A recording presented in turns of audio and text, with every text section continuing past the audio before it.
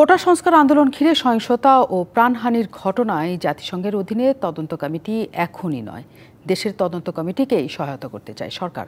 তবে জাতিসংঘের কারিগরি সহায়তা নিতে প্রস্তুত বাংলাদেশ। বৃহস্পতিবার দেশের কূটনীতিকদের ব্রিফ করার পর এসব কথা জানান পররাষ্ট্র সচিব মাসুদ বিন মোমেন। হেলিকপ্টার থেকে গুলি ছোড়া হয়নি বলেও কূটনীতিকদের জানিয়েছেন তিনি।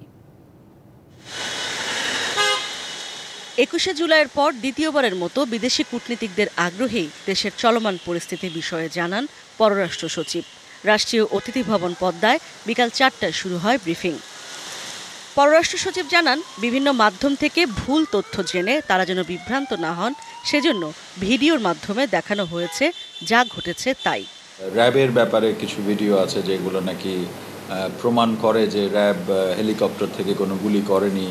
তারপরে আমাদের বিজিবির কিছু ভিডিও আমাদের হাতে এসেছে।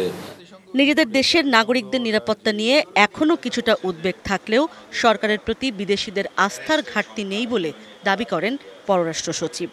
কোনো রকমের ফোর্স ইউজ করা হচ্ছে কিনা বা বিভিন্ন রকমের freedom of expressions, freedom of association, freedom of assembly এগুলা কোনোভাবে ব্যাহত হচ্ছে কিনা, এগুলা নিয়ে তাদের জেনারেল ঠিক হিউম্যান রাইটস ডাইরেক্টলিভাবে বলেনি।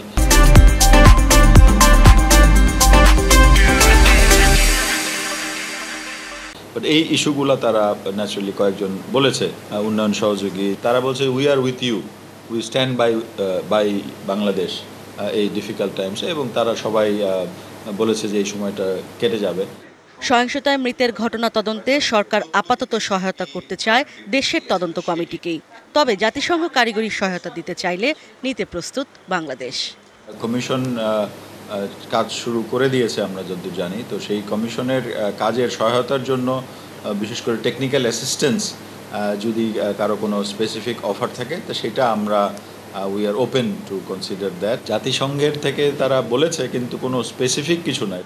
প্রেস ব্রিফিংয়ে আরও উপস্থিত ছিলেন প্রধানমন্ত্রীর প্রেস সেক্রেটারি নাঈমুল ইসলাম খান। ইশরাত জাহান উর্মি, ডিবিসি নিউজ, ঢাকা।